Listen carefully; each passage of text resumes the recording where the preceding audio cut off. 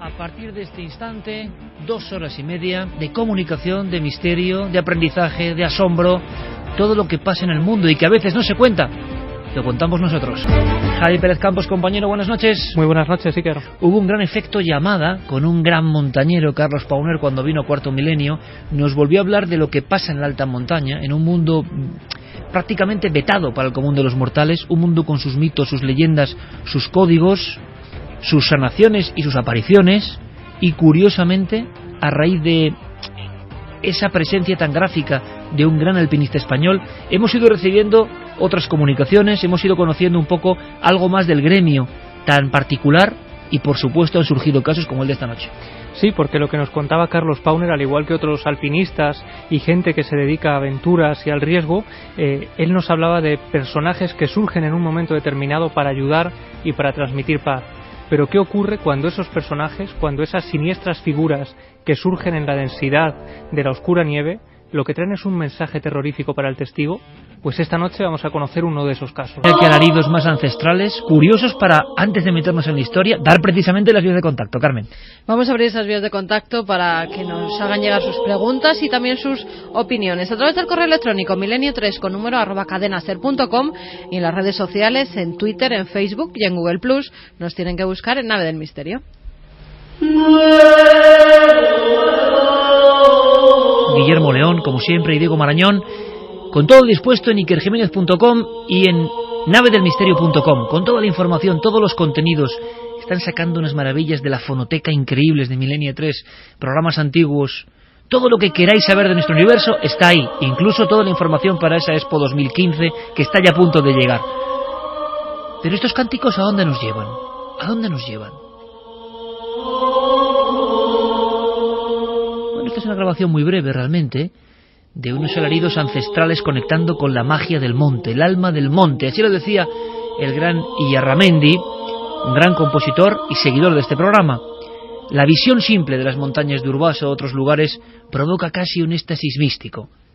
Si uno todavía tiene una mínima parte de su alma conectada a la naturaleza, de repente siente el shock. No nos extraña, porque en estas montañas, en estos lugares hoy seguramente nevados, donde vivieron los últimos carboneros, donde todavía están los cazadores furtivos, donde hay un mundo que es distinto del que hemos construido en la urbe, ahí siempre ha estado muy presente la presencia entre mítica y real del propio ánima del bosque, como si fuese un reducto del animismo de las culturas muy antiguas que decían que el árbol era ser vivo de verdad, no como lo pensamos nosotros, que la piedra es ser vivo de verdad, que hay que cuidarla, hay que amarla, hay que saber por dónde se camina en la noche. Y por supuesto, el propio día y la oscuridad también tienen sus normas. Pocos montañeros van solos en Urbasa o en las faldas del Gorbea por la noche, porque en la oscuridad pueden pasar muchas cosas.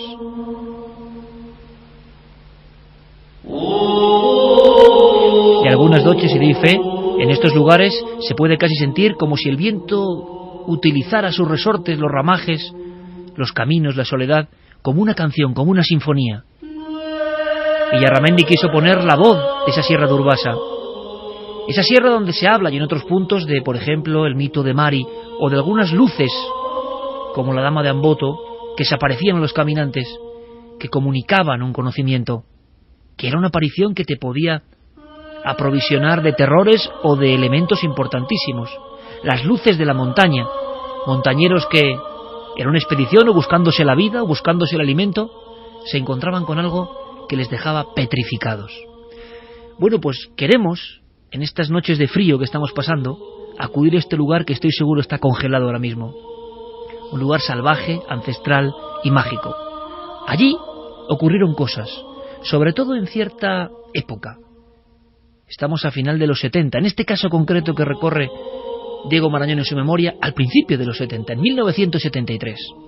Desde esa fecha hasta 1980, época turbulenta, convulsa, muchos montañeros, muchas personas que hacían del campo y de aire puro su vida o su afición para escapar de la vida rutinaria, se encontraron con extrañas luces, pero luces que provocaron efectos increíbles, efectos alucinantes, en personas y en animales. Uno de los informadores de aquella época rescató una historia, un caso concreto. Un caso con elementos, yo creo que muy significativos para entender lo que es la magia de la oscuridad en el monte, donde, como repito, todo es posible. Son unos amigos que han quedado para subir a un monte concreto. Y se van a topar con una historia que creo que jamás pudieron explicar. Es el momento de la dramatización de Milenio 3, la noche de las 2 lunas.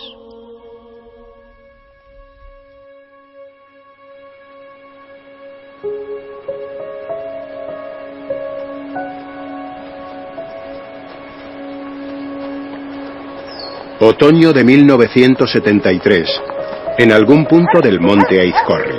Madre mía, ¿pero dónde estamos? Pues calculo que... sí, a unos 3 kilómetros de Segama, más o menos. Los jóvenes, con sus mochilas a la espalda, llevaban algo más de 2 horas ascendiendo por un serpenteante camino de piedras. Anda, que si lo llego a saber. ¿El qué? Óscar optó por no contestar. Venga, ¿qué farfullabas? Pues que si me dices en el apeadero que esto iba a ser tan duro, te aseguro que me lo hubiera pensado 2 veces. Vamos, hombre, que no es para tanto. El paisaje debería darte fuerzas. ¡Lagun, no corras! Carlos no quería perder de vista a su perro, un pastor alemán de 3 años que a menudo le acompañaba en sus rutas. Y esa es otra. El perro como si nada. No lo entiendo, pero ¿cómo lo hace? Está acostumbrado a seguirme el ritmo, así que menos quejarse y más darle a la bota. No querrás que Lagun te deje en evidencia. Yo lo único que quiero es sentarme. Y más pronto que tarde. Bueno, tranquilo, estamos a punto de llegar a los Miqueletes. ¿Y eso qué es? Un refugio de montaña, está al lado del túnel de San Adrián. Llegaremos en unos 10 minutos. Suena bien, hay sillas. No tiene remedio, tío. La última vez había unas cuantas, sí. Pues vamos. Los 2 jóvenes y el fiel perro no tardaron en divisar el refugio. La zona, situada entre 2 valles, siempre había sido un lugar fronterizo. Los Miqueletes hacía referencia al nombre que antaño recibían los vigilantes de los límites entre las provincias que separaba el túnel de San Adrián. Es muy raro. Está anocheciendo. Deberías tranquilizarte. Pero es que hace por lo menos 1 hora y media que tendrían que haber llegado. Carlos se refería a 2 de sus amigos que tenían previsto llegar en el último tren y con los que había acordado reunirse en aquel lugar. Igual se lo han pensado mejor. No. Santi es muy responsable como para hacer eso. Sabían que les estaríamos esperando aquí y que nos preocuparíamos si no aparecían. No sé, esto me da mala espina. Lo mejor será esperar aquí. Quédate tú si quieres. Yo voy a salir con Lagun a ver si los encuentro. Óscar se puso en pie de inmediato, impulsado por el más elemental de los instintos del ser humano, el miedo. ¿Qué dices? ¿Estás loco? No te preocupes, me conozco estos montes como la palma de mi mano. ¿Me vas a dejar solo? Venga, no va a pasar nada. Si fueras tú el que estuviera ahí, seguro que querrías que alguien saliese en tu busca, ¿a que sí? No estaré fuera más que un par de horas. Más te vale, porque yo no sé cómo salir de aquí. Llévate la linterna. No hace falta, hay luna llena, se ve perfectamente. ¿Y tú eres el experto? O coges la linterna o no dejo que salgas por esa puerta. Vale. ¡Vamos, Lagun! Óscar observó cómo las 2 figuras, cuyos contornos se iluminaban tenuemente en la noche, avanzaban por la senda de la montaña hasta perderse de vista. El joven, temeroso, cerró la puerta de madera y la aseguró bloqueándola con una silla. Carlos avanzaba con paso firme. En el valle reinaba un absoluto silencio. Una calma que sin embargo se iba a romper en un instante. ¿Qué te pasa, chico? El perro se había detenido en un recodo del camino. Lagun miraba fijamente una zona de matorral. Lagun, ¿qué has visto, socio? Carlos alcanzó a distinguir cómo las ramas de unos arbustos cercanos se agitaban nerviosamente. Vale, ya lo veo. Hola, chicos, ¿sois vosotros? Venga, no me hagáis esto.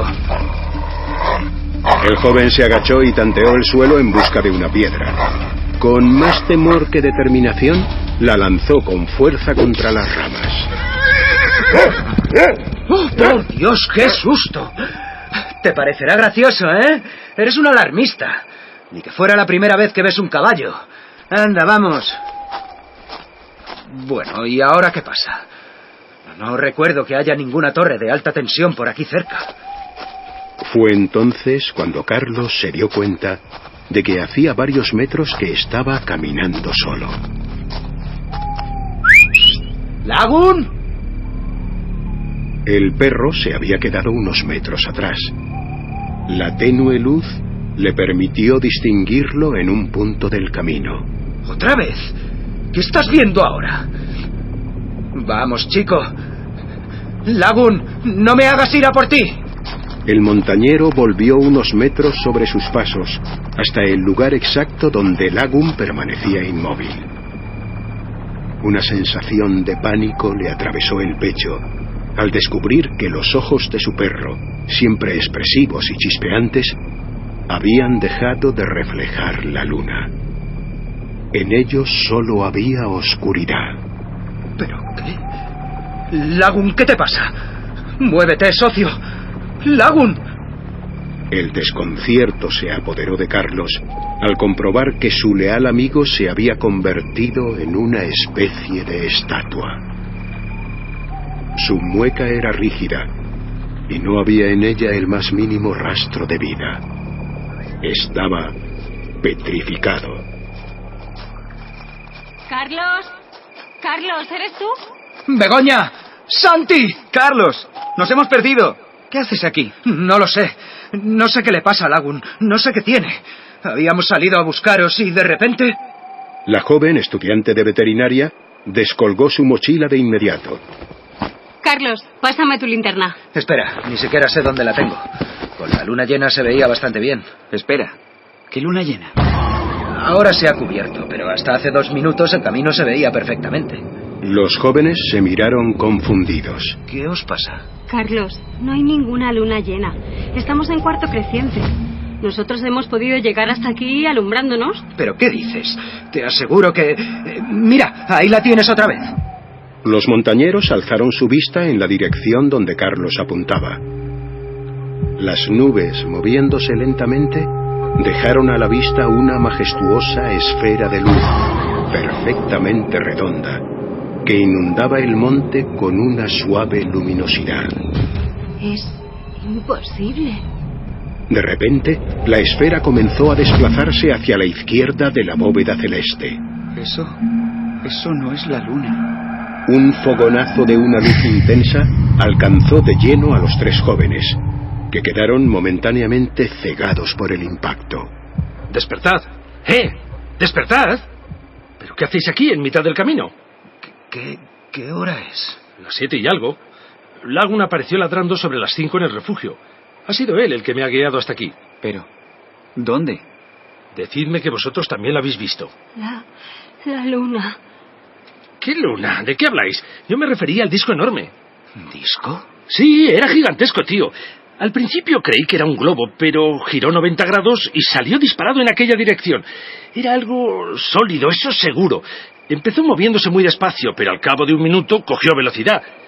Venga, no me digáis que os lo habéis perdido, pero se ha sido hace un rato. ¿Lagun está bien? Perfectamente. ¿Por qué no habría de estarlo? Anda, que si no llega a ser por él, está hecho un valiente. Pero bueno, ¿me vais a explicar qué os ha pasado?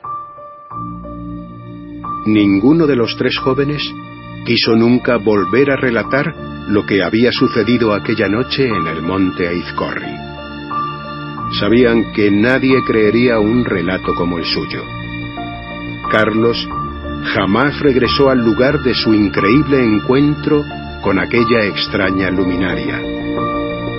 Santi y Begoña, de mentes más bien escépticas, experimentaron un cambio radical en su postura ante el fenómeno ovni. Tan solo Lagun, el pastor alemán cuyas células se habían petrificado durante varios minutos en un proceso imposible, conocía con detalle lo que había ocurrido aquella madrugada.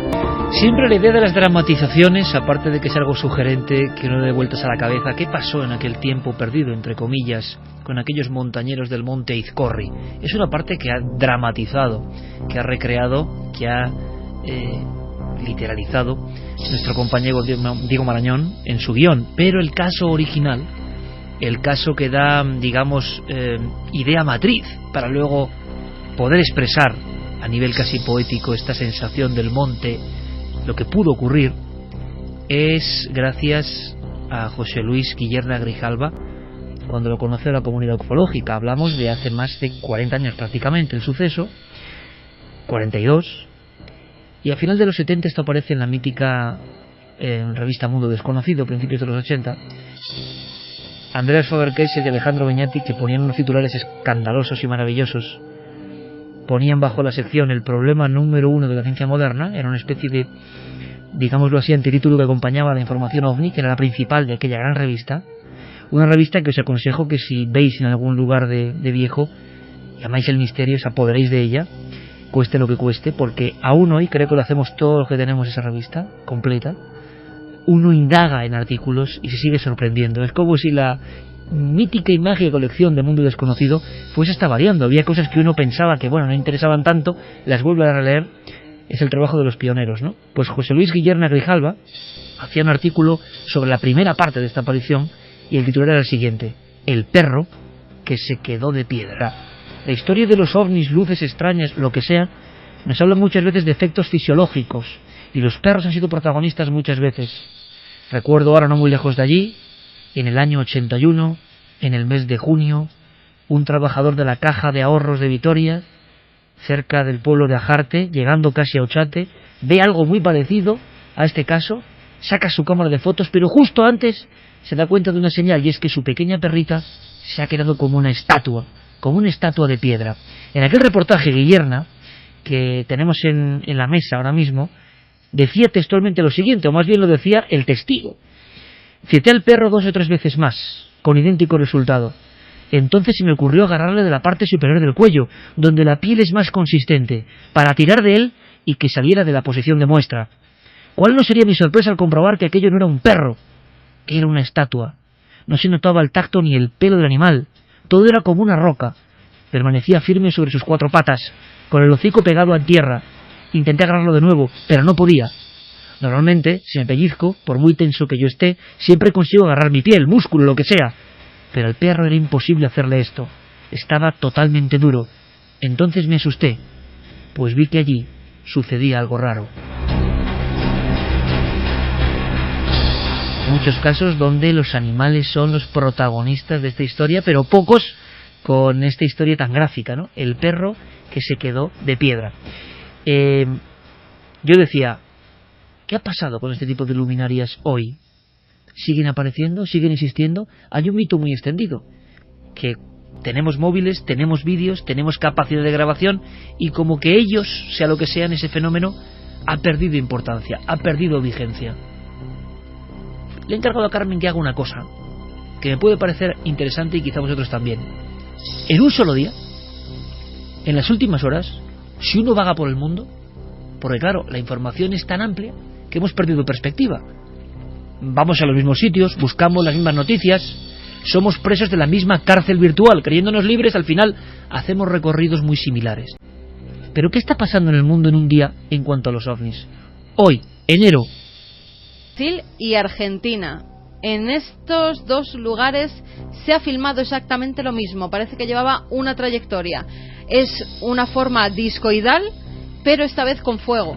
Se ve perfectamente cómo va volando. No es un meteoro. No es un meteorito por una simple razón, porque cambia de dirección. Los meteoritos llevan una trayectoria y siempre van hacia abajo y llegan a caer a la Tierra. Ojo con ese dato, que es importante para lo que vamos a contar ahora, el cambio de dirección. Exactamente. Pues en Argentina y en Brasil se ha filmado exactamente lo mismo, y por ahora no se sabe qué es. Cambio de dirección, objeto volante discoidal y completamente en llamas, en fuego. Repito, es un experimento que yo nunca había hecho. Informe OVNI del día. Casos destacados en prensa, con filmaciones, con elementos gráficos, casos cercanos: Missouri, Reino Unido, Rendlesham, México, Brasil, Argentina. Hay que preguntarse, por tanto, y me gustaría abrir el debate, por lo menos escuchar a nuestros amigos y escucharos a vosotros. Y esta misma noche, ¿por qué no una noche cualquiera, como siempre digo, esta misma noche, en algún páramo de España, en alguna montaña elevada del norte, como ocurrió en el monte Izcorri, en algún lugar de costa, en algunas dehesas, por ejemplo en Extremadura o Salamanca, en las marismas, donde tantas veces han surcado ese terreno pantanoso, las luces, mitad disco, mitad imaginación popular, en lugares donde el folclore es muy fuerte, adquieren otro significado. Esta misma noche, sin que nosotros nos demos cuenta, esta noche de frío, todos con nuestros móviles, tabletas, creyendo controlar el mundo, y quizá más cerca de lo que pensamos, al otro lado de los tabiques de piedra, al otro lado del cortijo del caserío, podrán estar de nuevo danzando estas extrañas. No sé qué pensáis del experimento, me gustaría saberlo, ¿eh? En las vías de contacto, ya sabéis, todos preparados, los ovnis, hay como una especie de mito que se repite en torno a ellos. Ya nos han dado por imposibles, sea lo que sean, ya no se aparecen tanto, y sin embargo tenemos más medios que nunca. Bueno, pero... ¿Quieren hablar Santi y Javi? Hablad. Mira, quizá la clave esté en todos esos medios de los que tú hablabas. A lo mejor no es que el fenómeno sea esquivo, a lo mejor es que somos nosotros los que estamos dejándolo de lado. Quizá esos medios que nos servirían para grabarlo, para difundir el fenómeno, para tener más pruebas que nunca de él, lo que hace es servirnos de estímulo para alejar nuestra mirada del cielo. De hecho, cuando uno quiere mirar Marte, ya no mira al cielo en busca de Marte, teclea en Google dónde está ese planeta, o busca una aplicación que le diga o que le indique dónde está ese planeta, la distancia que hay a la Tierra, todos los datos que uno necesita saber. De alguna forma hemos perdido un poco ese romanticismo de mirar al cielo por esa frialdad tan objetiva de mirar a la pantalla de nuestros ordenadores. A mí eso me ha gustado, me ha gustado. Sí, además la grandeza del experimento que ha hecho Carmen es que hemos cogido el día de hoy absolutamente. No estaba mal la idea, ¿verdad, Santi? No está nada mal, pero desde luego los ovnis no nos han abandonado. Todos los días, y es, por ejemplo, y ellos se circunscriben simplemente al ámbito norteamericano, se puede consultar la página del MUFON, es una de las organizaciones ufológicas más importantes del mundo, con más trayectoria y con más prestigio, y todos los días hay algo. La tengo delante. Hoy efectivamente estaba el caso de Missouri, que decía Carmen. O sea, se complementa con la prensa y el archivo ufológico, porque por lógica del archivo ufológico uno se puede tener más reticencia, ¿no? Pero cuando salen en prensa quiere decir que ha sido algo muy sonado, ¿no? Efectivamente. Pero el 28 teníamos uno en Luisiana, y el 27 otro en Tennessee, y el 26 uno en California. Hasta el 25 y el 24 no tenemos nada, no todos los días. Qué curioso. Pero casi todos los días. Decía precisamente José Luis Guillerna, el informador de esta historia que ha recreado Diego Marañón, por supuesto con la ayuda magnífica de José María del Río en la narración, la voz José María del Río, Alfonso Saz en la realización, Iván Jara, Elisa Chía, José Antonio Páramo o Eduard Naranjo. Gracias a ellos hemos vivido esa sensación que Javi ha descrito perfectamente. Es que no es la frialdad del iPad, ¿no?, que te enseña todo. Hemos perdido esa conexión con ese sentimiento que hemos intentado recuperar esta misma noche. Pues ese investigador a la vez decía, cuando yo empezaba en todo esto hace no sé cuántos años, hacía un símil, ¿no? Muy bonito. La ventana de mi casa era la única encendida en la noche mirando las estrellas, ¿no? Buscando algo más. Hoy, se refería a final de los 70, todas las ventanas, muchas noches, en una metáfora, están encendidas de gente que está mirando las estrellas y buscando, atisbando esa magia. Ojalá vuelva esa magia, porque lo curioso, y me gustaría mucho escuchar vuestras reflexiones y lo que opinéis sobre este tema, lo curioso es que el experimento de ovni diario, que podríamos hacer en otras ocasiones, nos da casos, lo que ha contado Carmen, son casos muy fuertes, potentes, no de ver una lucita en el cielo. Pero es que en Argentina, por ejemplo, están pasando cosas que no nos llegan, que no aparecen casi en prensa, y que, ojo, estamos investigando encuentros de tercer tipo. Yo espero que nuestro compañero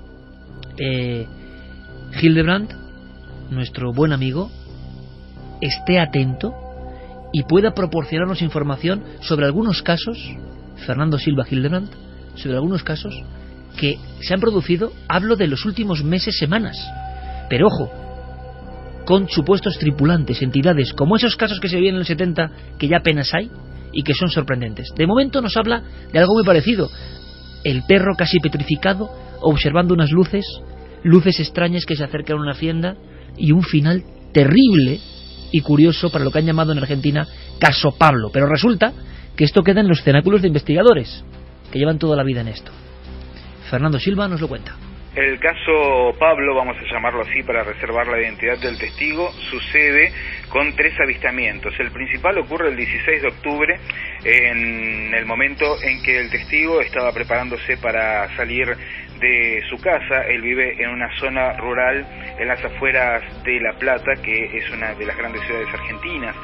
En ese momento él encuentra que sus perras se muestran inquietas, como si estuvieran previendo algo. Estas perras son perras de campo, acostumbradas a los ruidos extraños, a la noche. Esto sucede sobre las 20, las 8 de la noche, hora argentina, y entonces él mira por la ventana y ve una luz increíble que variaba del naranja a rojo. Esto, por supuesto, le provoca un estado de estupor, un estado de miedo. No sabe describir muy bien qué es lo que puede llegar a haber sido, pero por supuesto lo relaciona con un ovni, un objeto volador no identificado, allí fuera de su vivienda en su establecimiento rural. Luego esto se repite, son 3 avistamientos, como dijimos, el primero fue el más importante, que sucedió el 16 de octubre, y este caso que lo trae Carlos Alberto Yurchuk, un investigador argentino independiente que colabora con la producción de mi programa y con mi trabajo. Dice que le hizo la entrevista acerca de los sucesos y luego se tuvo que ausentar por unos días por una convención OVNI en Brasil. Cuando vuelve de Brasil se encuentra con que Pablo, el testigo, se encuentra internado por un caso de histeria y de nervios, un verdadero choque de nervios que lo deja internado en una localidad del interior. La familia, específicamente el padre, habla con el investigador argentino Carlos Alberto Yurchuk, le narra esta situación y le comenta que los casos de luces siguieron sucediéndose en la ausencia del investigador. Hasta la fecha no se ha podido comunicar con esta persona por encontrarse en este estado y está esperando poder hacerlo para poder ampliar este caso y conocer un poco más acerca de qué es lo que pasó para que Pablo, este productor rural de la zona de La Plata, quede internado en medio de la histeria y del pánico. Esta banda sonora mítica que suena una y otra vez porque así lo pido yo, Yeray, porque es como un deseo casi de volver a aquel tiempo, ¿no? Quizá tenemos el deseo reprimido infantil de volver a ese tiempo, porque en la infancia no fuimos muy conscientes de que eso estaba ocurriendo. Las ventanas de los viejos bloques de las afueras de algunas ciudades se encendían, al igual que se encendían las linternas en el monte intentando encontrar respuesta, una respuesta esquiva, una respuesta que siempre parece lejana, el eterno juego de las luces y los ovnis, si es que son ovnis, o qué son, que aparecen, que se esconden como un teatro, y que eso sí, tanto dejan petrificados a los perros como a las personas, porque estos protagonistas, como tantos otros, nunca vuelven a ser los mismos. Entre estos montañeros, y esto es una parte de la realidad del caso, había auténticos beligerantes escépticos, esto me encanta, beligerantes escépticos, o sea, que se habían proclamado como en contra del fenómeno ovni, y aquella noche en el monte Izcorri cambiaron absolutamente su vida después de percibir lo que sus ojos estaban contemplando. Pero vayamos un poco más allá antes de conocer rápidamente y pasar a otro tema, abrir esas puertas del psiquiátrico con vuestros mensajes. Una cosa más, hemos hablado de eso, de la expectación, pues por fortuna, y también con un poco de añoranza lo digo, eso se está viviendo, por ejemplo, ahora mismo en algunos lugares de Argentina, en este momento en que pensamos que no hay información.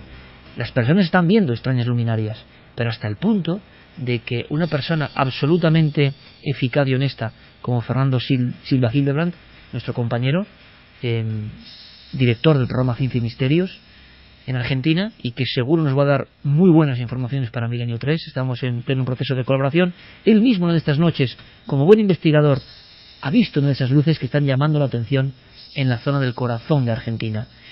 Ahí estaba. Y sobre todo, como ha dicho Carmen antes, con un elemento concreto. A ver si descubrís el elemento. Hay una cosa que pasa con las luces en el cielo, que es lo que nos tiene que hacer pensar en que estamos viendo algo extraordinario, algo extraño, algo que no es normal. En enero de este año 2015, luminarias que se han visto sobre la ciudad de Santa Rosa, capital de la provincia de La Pampa, y que a primera vista parecen ser la Estación Espacial Internacional por la magnitud de la luz, pero luego toman muchísima más luminosidad. Uno de los testigos lo comparaba con las luces delanteras de un avión, las luces de aterrizaje de un avión cuando se encienden, pero el punto importante es que estas luminarias de pronto cambian su trayectoria de manera brusca en el aire, haciendo ángulos espectros de entre 45 y 90 grados, lo que descarta que sean satélites. En mi caso particular me ha tocado ver uno hace aproximadamente semana y media en el patio de mi casa, mirando las estrellas aproximadamente a las 21:30 horas, que ya está anocheciendo. Pude ver una de estas luminarias que avanzaba sobre la ciudad de Santa Rosa, capital de la provincia de La Pampa, y que de pronto se detiene en el aire y cambia de dirección con unos 90 grados. De esta manera se descarta que sea un satélite, que sea la Estación Espacial Internacional o incluso que sea un objeto volador conocido, ya que ese tipo de giros es totalmente imposible. Casos que son constantes aquí en Argentina, que son constantes en la zona central y en cualquier lugar al que uno vaya donde nunca se detiene el fenómeno ovni. Abrimos la investigación, Javi. Espero que en un tiempo prudencial tengamos información fresca sobre algo que a mí me apasiona especialmente. Son casos que no son habituales. Hubo algún repunte hace un par de años de encuentros recientes en Argentina, en el corazón de Argentina, con seres. Sí, y de hecho nos contaba Fernando que incluso hay poblaciones enteras, sobre todo poblaciones rurales en Australia, donde la gente está tan aterrorizada que cuando cae la noche... ¿En Australia has dicho? Perdón, en Argentina. Digo yo, hemos ido muy lejos. En Argentina, donde la gente no quiere salir precisamente por el miedo a este tipo de luces y a este tipo de seres que otro productor radiofónico con el que vamos a intentar contactar llega a ver en la puerta de su casa. Tiene tal ataque de pánico que solo consigue llamar a su hijo que vaya a por él con el coche y se marcha de allí y no regresa a esa casa rural. Y hay visiones incluso colectivas en playas donde se ve un ser tipo de grandes... Conil. Efectivamente, tipo Conil sería el ejemplo perfecto porque es un ser de grandes dimensiones que se ve en la orilla de la playa. No adelantes más, Javi. Vamos a buscar testigos, vamos a escuchar voces, pero me hablas de presencias concretas separadas de una luz y que tienen forma antropomórfica, ¿no? Y que surgen además también cuando aparecen esas luces en el cielo.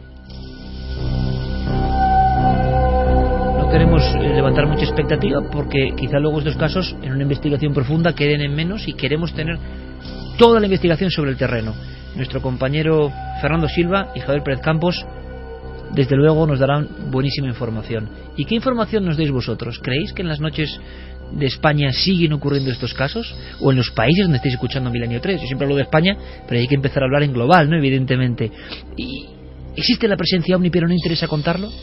Es una engañifa enorme lo de los ovnis. Siempre se han visto retazos de cosas en el cielo, incluso a baja altura, pero que al final no contactan del todo, no tienen un mensaje. ¿Es otra cosa? ¿Y nos hemos equivocado siempre en torno a este fenómeno? Pues bueno, hay todo tipo de opiniones. Nora dice: estas noticias provocan sentimiento de vulnerabilidad e inquietud. Un buen mecanismo de defensa es la ignorancia. David Zae: espero que pueda estar aún entre los vivos el día que estos seres contacten públicamente con nosotros. Hispana Guerrera dice: quizá hasta los pilotos de los ovnis nos hayan dado por perdidos y se hayan desinteresado. Mar HL: y si en lugar de ET sean humanos que nos visitan desde un futuro en el que ya es posible viajar en el tiempo, puestos a divagar. Va cogiendo mucha fuerza. Esa no se decía en los 70 y ahora va cogiendo mucha fuerza, ¿eh? Conforme la técnica va enseñándonos que quizás sea posible, ¿no? Special K: me gusta escuchar casos actuales de ovnis, ojalá, como en otros tiempos, sección de ufología en prensa general. Lucky Grung: sea lo que sea, no parece que sea natural. El Cuervo: esas luces son armas militares. No sería la primera vez que los militares nos muestran esas imágenes para ver cómo reaccionamos. Johnny Moreno: un familiar cercano mío fue testigo del ovni en Canarias en marzo de 1979. Sí. Nunca habló con la prensa. 5 de marzo. Antonio Rubio: ¿os acordáis de aquel volcán impronunciable de México de la temporada pasada? Pasa igual que con este volcán nuevo. Popocatépetl. Que por cierto ya surgía en las portadas de revistas de los años 70-80. Ya os traeré la portada porque la encontré el otro día y me quedé alucinado. Parece que la actualidad ovni en realidad resurge. Es un bucle. Totalmente. Ya el volcán Popocatépetl, que hemos sacado por lo menos 2 o 3 filmaciones que yo no sé qué explicación pueden tener, son fragmentos de algo, pero de objetos que parece que salen de la caldera. Ya era protagonista de fue historia. Portada, además, creo que la revista es Contacto Extraterrestre. Sí, que claro. Mexicana, además. Sí. Y allí aparecían en portada los ovnis del volcán Popocatépetl. Y de hecho esas imágenes se parecían muchísimo a estos cilindros que veíamos surgir hace escasos meses. Antes de las cámaras filmadoras del lugar. Estaban las fotografías de los testigos in situ. Pues eso está muy bien, ¿eh? porque en los últimos tiempos las cámaras de vigilancia... Y ya se habla de bases OVNI, ¿no?, en los volcanes. Bueno, se habla de todo, porque a veces también recibes el información... El problema de las filmaciones, las de México, por ejemplo, en el volcán, es que algunas de ellas no eran que saliera del volcán, sino que entraban en el volcán, que era lo extraño. Suena un poco raro, pero lo que sí es erupción... extraño es que las grabaciones, podemos pensar, y les hemos analizado todo eso con la visión del hombre digital de hoy en día, con los amigos de imagen, que es qué puede pasar en esta imagen que parece que hay algo.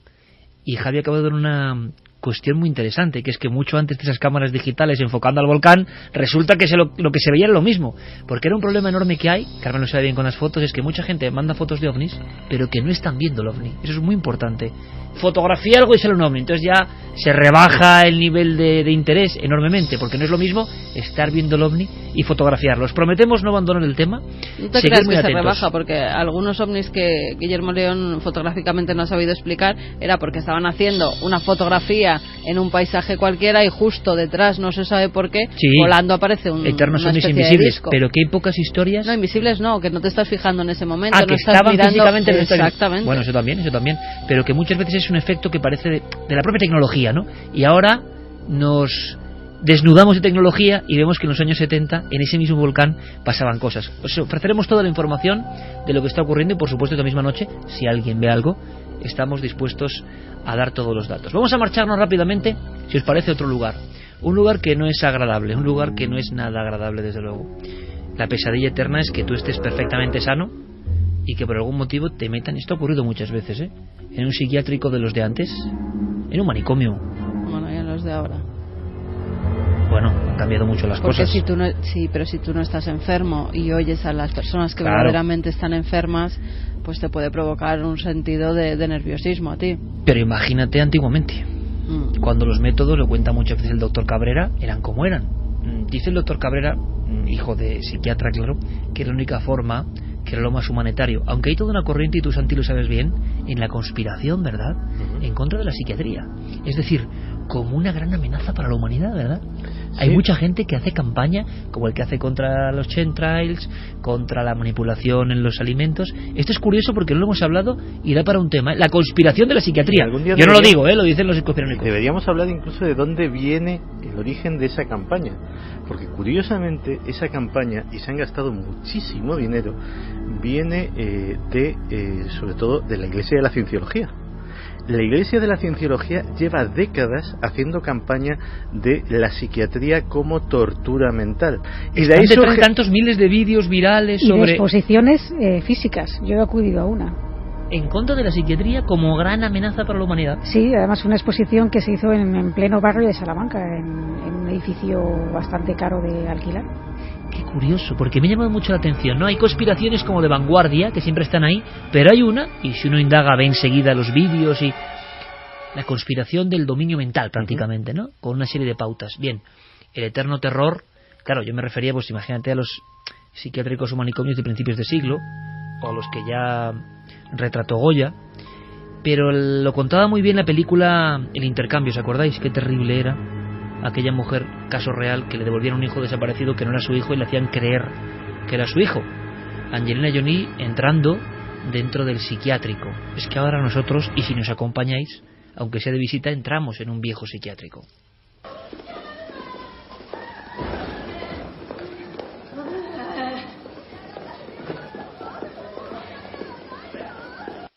Este es tu cuarto. El doctor está fuera. Te verá por la mañana. Necesito hablar con alguien que tenga autoridad. Lo siento. Mi cuarto. No. Este es mi cuarto.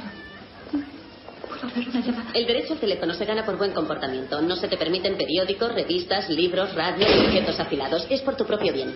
Escúchame. Mi cuarto. Este es mi cuarto. Mi cuarto. No, este es mi cuarto. Mi cuarto. Mi cuarto. Mi cuarto. Mi cuarto. Mi cuarto. ¡Mi cuarto!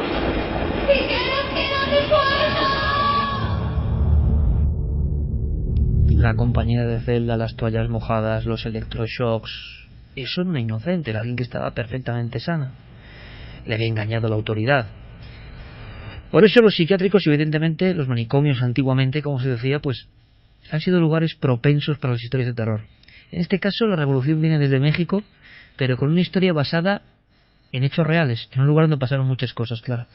Sí, porque el 5 de febrero, es decir, la semana que viene, se estrena en México la película Archivo 253, una película que nos trae a colación la historia de un viejo edificio situado en la Ciudad de México, que tiene una historia bastante curiosa tras de sí, pero bueno, es que incluso en esta misma película han pasado cosas, es decir, que ahí se entremezcla un poco las dos historias, ¿no? La real y la de la filmación de la película. La verdad es que lo curioso es que esta película se ha ido a rodar precisamente a este lugar, a la clínica psiquiátrica San Rafael, que estaba situada en la Avenida de los Insurgentes Sur, 4177. Y bueno, pues la historia de por qué se va a ese lugar, el propio director, Abe Rosenberg, la explica, ¿no? Él acudió a esta clínica para echar un vistazo con vistas a otro proyecto que tenía en mente realizar allí. Lo que pasa es que al visitar el edificio se da cuenta de que va a ser demolido próximamente, ¿no? Se dio la orden de demolerlo en 2013, aunque el edificio estaba cerrado desde 2009 y solamente había personal de seguridad. Entonces, claro, al ver que tenía muy poco tiempo para realizar el proyecto original, decidió darle la vuelta a la historia y plantear una historia de terror que se pudiera rodar dentro de ese mismo escenario, aprovechando esa situación en que estaba cerrado al público, pero que tenía que ser justo antes de que se demoliera, obviamente. Entonces, bueno, si os parece, podemos conocer un poco la historia de esta clínica, y tenemos aquí preparada una historia real que sucedió, al parecer, en este lugar. El sonido no es muy bueno, hay que decirlo, es una vieja grabación de Televisión Azteca, si no me equivoco, sí. Tiene ya unas décadas y no se escucha muy bien, pero sí que tiene algo de bizarro y dramático. Es un reportero que cuenta algo a las puertas de ese lugar, y es un paciente que, como le pasaba a Angelina Jolie en el intercambio, fue metido ahí a la fuerza, sin estar enfermo. Tiene su fuerza, vamos a escucharlo. Entrar a un psiquiátrico puede ser una experiencia muy impresionante para un visitante. Sin embargo, el visitante sabe que puede salir. Pero ¿qué pasa cuando alguien que asegura que no está loco es internado a la fuerza aquí? TV Azteca visitó a Mario, quien pasó por esta situación cuando solo tenía 19 años. En 1980 yo era un adolescente que quería salirme de mi casa. De alguna manera a mi madre no le gustó la idea. Ella recurrió a un médico que se ostentaba como psiquiatra. Este médico, sin conocerme, sin haberme visto siquiera, me diagnostica enfermo mental. A solicitud de la madre, los médicos irrumpieron una noche en casa de Mario. Lo sedaron y se lo llevaron a la fuerza a la clínica San Rafael. Cuando despertó, Mario estaba amagado en una Bartolina. Según cuenta, allí recibió un tratamiento que apaciguaría su rebeldía. 20 sesiones de electrochoques en un periodo de 38 días y 7 días de gasoterapia. Con esto Mario olvidó hasta su nombre, y si bien se tranquilizó, terminó terriblemente dañado física y moralmente. Entré en estados de depresión, entré en estados de suicidio. Yo me quería matar porque ya no resolvía nada. Mi cerebro, como era de adolescente de 19 años, había quedado como de 10.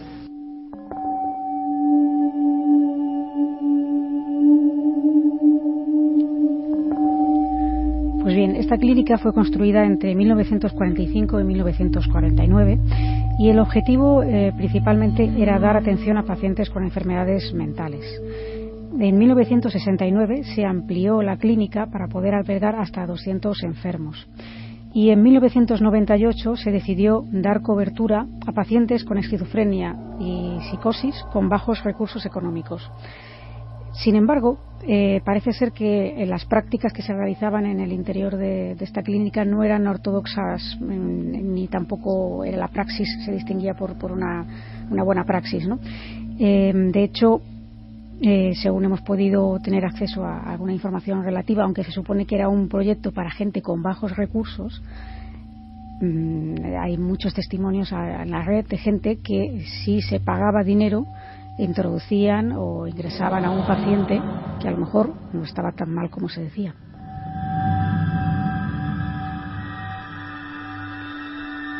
El proyecto estaba financiado con fondos mexicanos y franceses, bajo la dirección de médicos especialistas del Hospital Santa Ana de París y de la institución Monte Albán de México. Y como decimos, pese a las buenas intenciones que en inicio tenía, fue protagonista esta clínica de numerosos escándalos que incluían el maltrato a los pacientes, algunos de los cuales habían sido, como decimos, internados en contra de su voluntad, como hemos escuchado incluso en este testimonio. Me estás contando, Clara, que había familias, vamos a ver, que se estilaba, entre comillas, el hecho del el rebelde de la familia, o por cualquier otra circunstancia, lo ingresamos aquí a la fuerza. Saben los médicos que están allí que esto está ocurriendo, pero a cambio de una mordida, de un dinero, aceptan que eso se convierta casi en una cárcel para ese individuo, ¿no? Sí, al menos esto es lo que se ha rumoreado fuertemente a lo largo del tiempo. Lo que ha dado fama a este lugar. Exacto.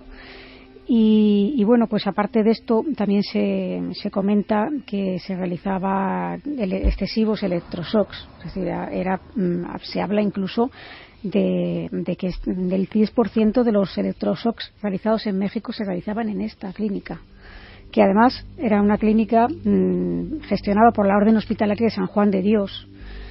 Y bueno, pues parece ser que gracias a la opinión pública, a numerosos testimonios que se fueron destapando, a reportajes tanto en televisión como en prensa, pues de repente en 2009 fue cerrada al público sin que se dieran demasiadas explicaciones, un poco por la puerta de atrás. Y en 2013 es cuando se ordena la demolición, y es cuando el director de esta película se interesa por el lugar. Da la impresión, Clara, a esta altura de la historia, que es una especie de boom como el que ocurre en España con los bebés robados, ¿no? Es una historia larvada durante generaciones, está pasando, y el escándalo de repente salta por una comunicación en la prensa, y entonces se empiezan a tomar medidas. Hablamos de ayer mismo, 2009. ¿Qué ocurre? ¿El director se interesa por este sitio? Sí, se interesa por este lugar porque además no solamente, aparte de la historia terrorífica en cuanto al trato humano que se daba a las personas allí ingresadas, no contento con eso, este lugar tiene, a partir de que se cierra al público, es decir, antes de la demolición, pero bueno, hay un servicio de seguridad, se empiezan a comentar cosas en petit comité que van al final saliendo a la luz pública, ¿no? Por ejemplo, el personal de vigilancia denunciaba que sucedían fenómenos extraños en el interior del edificio, como por ejemplo la aparición de presuntamente espectros vestidos o tanto a veces como si fueran enfermeros del lugar, y otras veces como si fueran pacientes que vagaban por el inmueble. Otras veces se escuchaban, por ejemplo, el sonido de movimiento de muebles que parece que se arrastraran, ¿no? Algo que es muy frecuente también en los casos de presuntas casas encantadas. La audición de gritos en lugares donde no había nadie y cosas por el estilo que tenían un poco atemorizados a los vigilantes. Así pues, se inicia el proceso de producción de la película, que dura 3 meses, y al final consiguen un permiso de 15 días para rodar en el interior de la clínica, una cosa que es muy acelerada, ¿no? Y precisamente por esto el 90% de las escenas de esta película se han rodado de noche. Y hay que tener en cuenta que al equipo que se le mete, especialmente a los actores o gente de producción o gente que no tenía ni idea al principio de que este fuera a ser el proyecto, y es la primera vez que entraban en este lugar, y encima conociendo la historia. O sea, no podemos decir aquí que la parte de su gestión pues no haya tenido cierto peso, pero lo cierto es que aquí tenemos, bueno, que el equipo pasaba muy malos momentos, hasta el punto de que el propio director ha explicado lo espeluznante que fue rodar durante esos 15 días allí dentro y lo atemorizado que estaba todo el equipo, ¿no?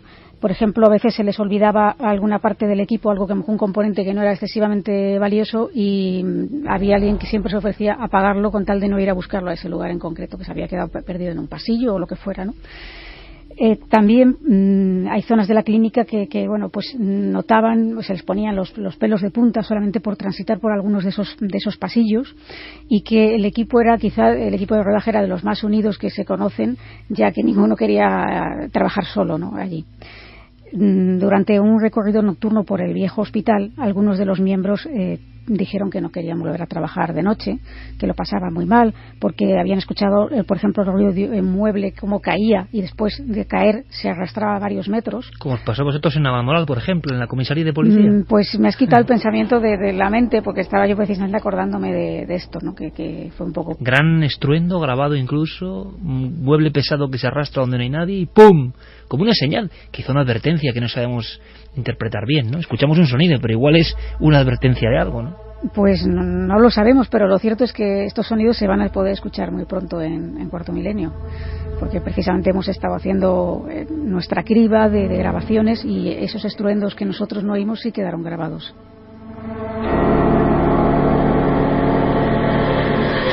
También es muy común durante este rodaje que se hayan escuchado sonidos de puertas que se cierran o que se abren solas, sonidos de azotes, y la mayoría de los miembros del equipo salían con un dolor de cabeza tremendo de allí, debido a la fuerte impresión de estar metidos X horas allí en la oscuridad y con lo que ellos le llamaban malas vibraciones.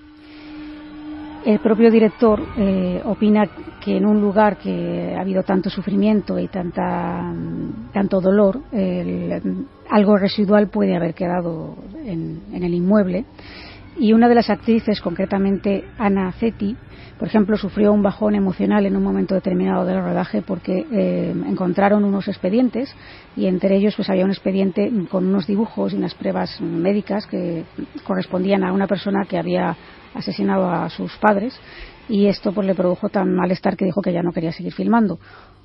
Es más, en otro de los pasillos, uno de los actores se topó con una sombra muy alta que también, pues claro, decía lo mismo, que él sinceramente no quería... Llega a ver la figura. Llega a ver la figura, y el propio director ha contado que al final de uno de los pasillos se cerró una puerta sola delante de sus narices, y él mismo salió corriendo más de 400 metros, y cuando le comentó a la gente de seguridad que estaba en la clínica lo que le había ocurrido en esa zona en concreto, le decían que eso era muy, muy común y que curiosamente en esa zona no había ventanas ni corrientes de aire. 2:38, muchos pensarán, bueno, puede ser una argucia, ¿no?, en el aspecto hoy en día de publicitar un film, de intentar echar carne en el asador, pero es curioso porque lo que cuentan tampoco es tan espectacular, sino que más bien es como un equipo le ha pasado, que ha ocurrido en España también, francamente mal, sin ver grandes cosas. Hombre, la sombra sí, pero de inventar te inventas otras cosas, ¿no? Que has llegado a ver todo tipo de historias para promocionar tu film.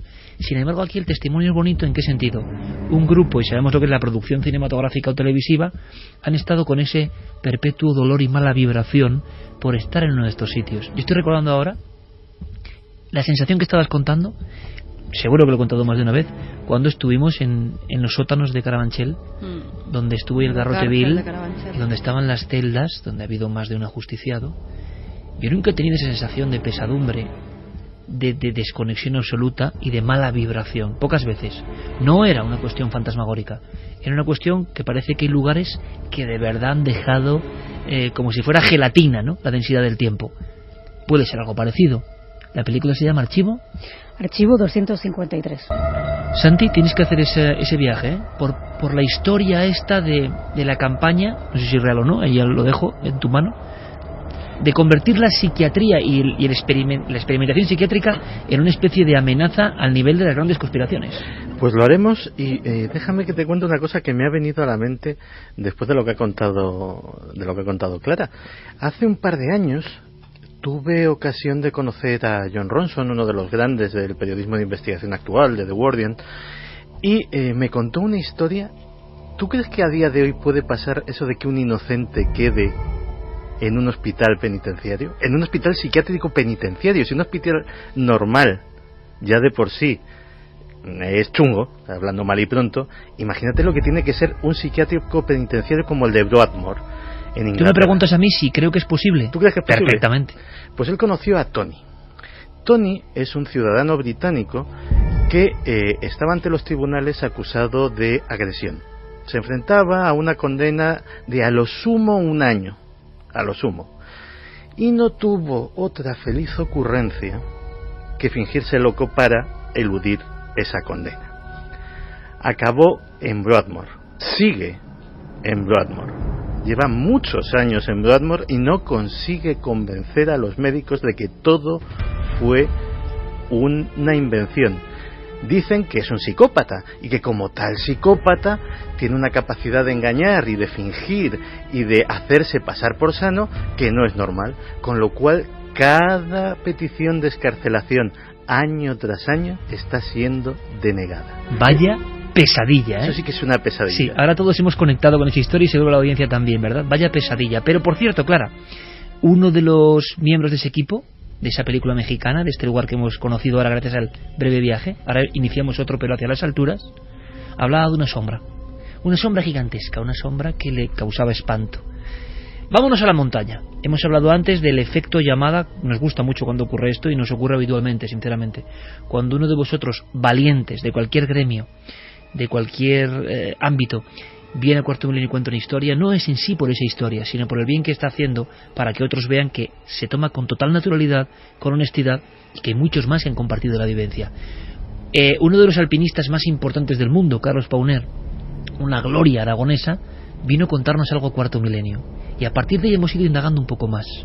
Sabíamos del tercer hombre y de alguna historia con españoles, y vamos conociendo más y más y más, y la que viene esta noche es espectacular porque entre la frontera de la pura alucinación y algo más, hay un concepto diferente que Javi nos va a contar. Pero recordamos, ¿queréis saber, por si os perdisteis ese caso, qué nos contaba a grandes rasgos, cuál era el momento álgido de la experiencia de ese hombre que ha coronado todos los 8000, Carlos Pauner? O sea, la primera visión del Serpa es a unos 400 metros. Cuando me acerco ya no está el Serpa, pero veo otras figuras. Y están a 10, 15 metros. Y me acuerdo porque les veo el arnés, les veo las cintas de escalada, los mosquetones. Son gente que va vestida igual que voy yo, vamos, quiere decir que no es que vayan de otra manera, no, son escaladores. Estaban subidos a las paredes, es decir, esa especie de corredor de hielo, pues había uno, ya son muchos, no es que son 2 o 3, veo 4 o 5 o 6, y unos están a un lado y otros están al otro. Y sí que es verdad que cuando termino ese corredor y me enfrento ya a una zona que ya reconozco y que ya sé dónde estoy y que sé que voy a llegar al campo 2, aunque no llego, me coge la noche y tengo que volver a dormir en el hielo, pierdo por paredes que no se baja, que no se puede ir, que conducen a los abismos. Entonces realmente es un momento clave y es cuando más bajo de moral estoy. Y esa figura del Serpa me hace recordar, me da el clic y me da la ilusión. En un momento entre la vida y la muerte, cuando se dejaba prácticamente y se abandonaba hacia el más allá, una especie de Sherpa fantasmagórico le indicaba el camino para salir. Al salir, unas figuras extrañas, parecidas a las que vio esta mujer, que nos vas a contar su historia, Javi. Sí, y que ocurrió en el año 2010. Ella, Isabel Supé, ha escalado ya diversas cumbres. En aquella época tenía cierta experiencia, lo hacía de una forma relativamente cotidiana, hasta tal punto que cuando ella se va a marchar de Alemania y viaja a Argentina, su hermana pequeña ya le había advertido en alguna ocasión del peligro de las montañas, pero esa vez en ese viaje que le cambia la vida a Isabel, esta chica Alesa le dice: ten cuidado con la montaña porque es muy peligrosa. Isabel no sabe hasta qué punto esas palabras van a ser de alguna forma premonitorias. Isabel empieza a subir por el Condoriri en los Andes bolivianos. El pico está a 5.500 metros de altura. Ella va con su compañero, con un escalador australiano, Peter Comelius, que va con ella, y hay un momento, el 29 de julio del año 2010, cuando están a 50 metros nada más de hacer cumbre, se plantea el momento más complicado para terminar la ascensión. Son las 5 de la tarde, está cayendo la noche, han llegado a una parte de la montaña que es prácticamente una pared vertical con un hielo muy viejo. Dice Isabel que es un hielo complicado en el que no les queda más remedio que colocar ahí los anclajes para terminar la subida, y lo hacen así, colocan esos anclajes, la cuerda va atada un extremo al lado de Peter y un extremo en su lado, y van ascendiendo poco a poco. Intenta contrarrestar además los peligros que surgen en su mente, el miedo a ese hielo tan antiguo, el miedo a que se les haga de noche en mitad de la montaña, con todo lo que viene después, con todo lo que les espera en el campamento, los amigos, los compañeros, el café, la comida. Sin embargo, un resbalón de Peter hará que todo eso cambie en cuestión de segundos. Y es que cuando están a escasos metros de la cumbre, Peter da un paso, dan otro paso, intentan coordinarse más o menos, hasta que en un momento determinado Peter da un paso en falso y entonces se precipitan al vacío. Una pendiente de 400 metros, una caída de 400 metros de altura a la que es prácticamente imposible sobrevivir y en la que además durante esa caída van golpeándose en la cara y en el cuerpo con los diferentes salientes de la montaña.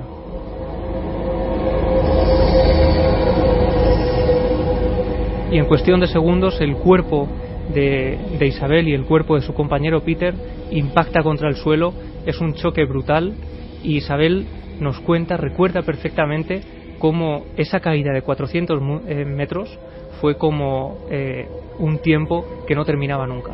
Lo más llamativo es la cantidad de tiempo que a uno le queda para pensar mientras uno cae y mientras en realidad no transcurren más de segundos, quizás un minuto. La verdad no sé cuánto tiempo habrá sido, pero en definitivo no fue mucho y para mí fue una eternidad. En la caída por poco me arranco el pie y si bien no lo arranqué totalmente, quedó muy mal herido, más que un dolor, la sensación más impresionante que habré tenido en toda mi vida, lo cual en una situación así sería una condena a muerte.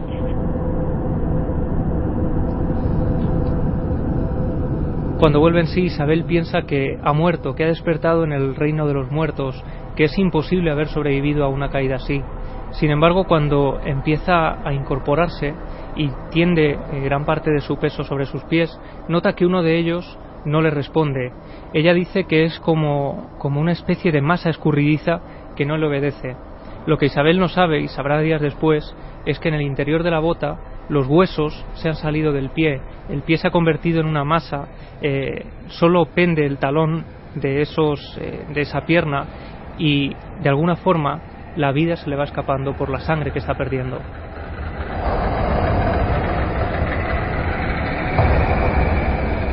Y a su lado su compañero Peter está tendido en el suelo. Él no ha tenido la misma suerte, grita desesperado, pide auxilio, pide ayuda, pero en su caso no consigue sobrevivir. Al cabo de un tiempo Peter acaba muriendo en mitad de la nieve. Pero Isabel sabe que tiene que hacer todo lo posible por salvar su vida. En un principio cree que los compañeros de rescate llegarán al día siguiente a auxiliarla y que solo tiene que esperar unas horas hasta que amanezca y poder hacer unas señales. Lo que ocurre es que la primera noche, en mitad de esa oscuridad completa y absoluta, aparecen unas figuras que no deberían estar allí. Veía primero figuras que venían acercándose, cargando todo lo necesario para armar la carpa, y sobre todo bolsas de dormir y té. Y durante un primer momento me llenaban de esperanza y después me generaban una frustración inmensa.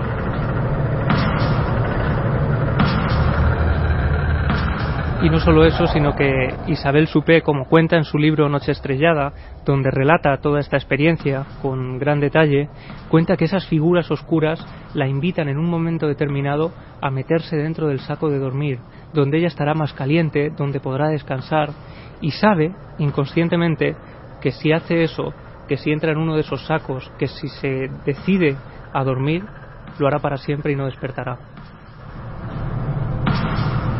Esto es muy curioso porque ahora revisaba el testimonio de Carlos Pauner, y Carlos Pauner, antes de la aparición de esas figuras encaramadas en el hielo, ¿sabéis lo que contaba? Que una voz que le escuchaba le decía: descansa, duerme, déjate llevar, no merece la pena el sufrimiento. Alguien, él mismo, está dejándose vencer. Hay una especie de voz interna o externa, no lo sé, que te obliga, por la decisión que sea, a abandonarte. Es curioso porque es lo mismo. Sí, ella cuenta además que lejos de hacerla sentir acompañada o de hacerle sentir tranquilidad, ella sentía cierta inquietud cuando veía estas figuras. Que esto es un caso único en el Tercer Hombre, si es que es esto, ¿verdad? Siempre provocan paz, ánimo, ganas de salir de allí, Y este caso nos sorprende porque le produce una gran angustia a la visión. Claro, porque a su vez, cuando estas figuras de pronto desaparecían, igual que habían aparecido de manera repentina, lo que producían en ella era una total desesperanza. Ella llegaba a confundirlos, lo veía de forma tan nítida, aunque después se debate sobre si pudo ser real o era una simple alucinación por el shock, pero ella llegó a plantearse que pudieran ser sus amigos o sus compañeros que estaban intentando llegar a saludarla y ayudarla, pero allí desaparecían de pronto cuando estaban a escasos metros.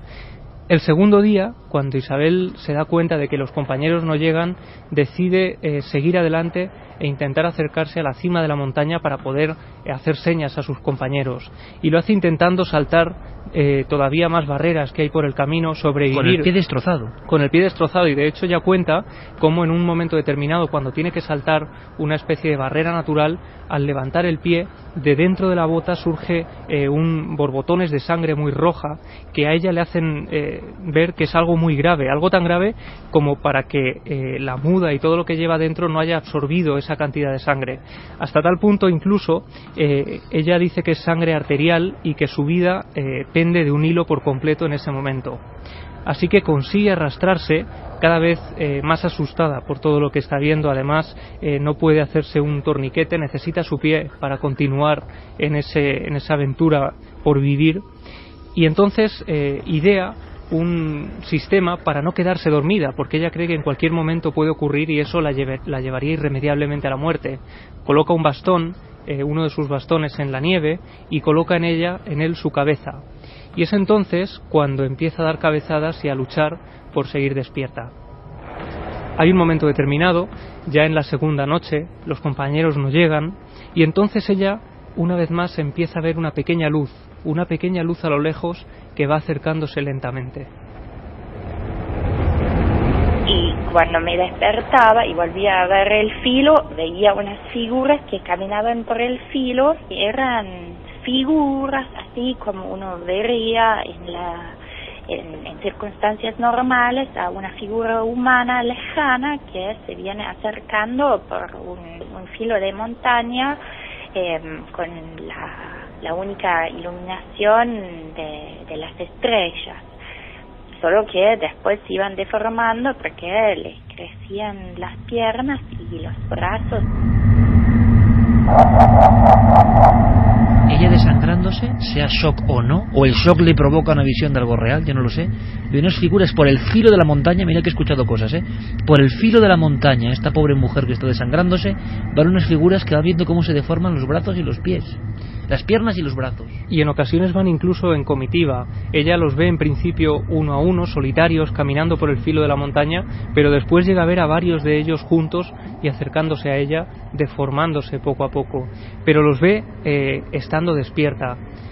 Y lo que ocurre es que en un momento determinado ella ya empieza incluso a retrotraerse a momentos felices de su vida. Eso que dicen de que cuando estás a punto de morir, tu vida pasa por delante de tus ojos y recuerdas los momentos más felices. Pues eso empieza a ocurrirle a ella, empieza a recordar cosas que le gustaban en vida, cosas que le encantaban, todo en la soledad de esa montaña. Sin embargo, las figuras continúan surgiendo en la lejanía, en la soledad de ese lugar, acercándose a ella y transmitiéndole esa sensación de inseguridad. Vamos a escuchar de nuevo a Isabel relatándonos por qué estas figuras le producían esa desesperanza. En los momentos de lucidez empecé a pensar en esas alucinaciones como una especie de imagen enemiga, porque me daba cuenta que la esperanza que ellos me infundían me agotaba, o sea, la esperanza y la frustración que seguía esos momentos de esperanza, sobre todo al principio, cuando a cada vez que veía una figura trataba de incorporarme, de pararme sobre mi pie bueno, y hasta les hacía señales de luz y gritaba, y todo eso me hacía gastar el poco calor que me quedaba y me agotaba.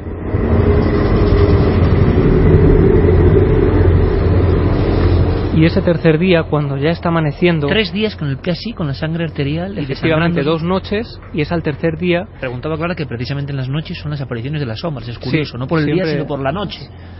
Siempre durante la noche, y es esa tercera mañana, cuando ya está amaneciendo, vuelve a ver unas figuras por ese mismo lugar por el que había visto las sombras durante la noche. Estas figuras van caminando por el filo de la montaña. Isabel empieza a hacerles gestos, y esta vez las figuras responden, sí que son humanos y han llegado a salvar su vida. Por tanto, ¿quiénes eran las figuras anteriores? ¿Era una especie de bucle en el tiempo? ¿Era una especie de lo que estaba por venir? ¿Por qué esa deformación? Y Clara ha estado muy avispada. Ocurre solo en las noches. Si uno está desangrando y lógicamente pensamos en el shock y la alucinación será todo el día, no solo por la noche, ¿no? Aquí lo que ¿Quiénes ocurre... son esos seres de la montaña que se deforman? Claro, ella lo interpreta de la forma más racional, ¿no? Después de esta experiencia viene todo un periplo con médicos, operaciones, 14 operaciones en ese pie, rehabilitaciones intensísimas, una lucha... Compañero muerto. Efectivamente, el Imagínate compañero muerto. psíquico, No solo eso, sino que cuando los compañeros llegan a salvarla, se quedan impresionados. Ella les pide agua, por favor, o algo para llevarse a la boca, y le dicen que no han llevado nada porque ellos iban preparados para bajar 2 cadáveres de la montaña. Fortuna Isabel Suppé, que ha escrito este libro, Noche Estrellada. Noche Estrellada es su primer libro. Ahora acaba de publicar Viajes en Rocinante, porque su ansia de superación la ha llevado a recorrer los Estados Unidos en una bicicleta que ella llama Rocinante. Todo ese periplo lo cuenta en este libro nuevo que acaba de publicar, donde además pasa por el Área 51, siempre ligada de alguna forma al misterio. Y lo que dice Isabel, después de además haber escalado su primer 6000 tras esta experiencia, haber hecho su vida de forma normal, es que desde ese fatídico 29 de julio del año 2010 celebra su cumpleaños 2 veces al año. De todas formas, compañeros, esta gente es otra pasta, ¿eh? Hablas con ellos y esta gente es de otra pasta, no es de la misma raza humana que nosotros, o sea, eso es imposible. Tienen algo. Precisamente mañana recibiremos a Irene Villa, donde nos va a contar muchas historias sobre algo que nos adelantó Clara Tahoces en esa magnífica entrevista que a mí me dejó convulsionado. Vaya personalidad de esta mujer, pero mañana creo que nos va a contar todavía más y vamos a sobrecogernos todos. Este afán de superación, alguien que ha estado en esa frontera tan delgada de la vida y de la muerte y que se convierte en alguien que se pone a dar la vuelta al mundo en bicicleta. O sea, le surge algo de dentro, que cómo se domina ese algo, ¿no? Mientras otros nos ahogamos en un vaso de agua, digo el público en general, yo mismo, ¿no? Cualquiera, hay personas que en el más profundo abismo renacen, ¿no? Pero por otro lado, y hablando del misterio, ella veía a unas figuras por el filo que se iban deformando.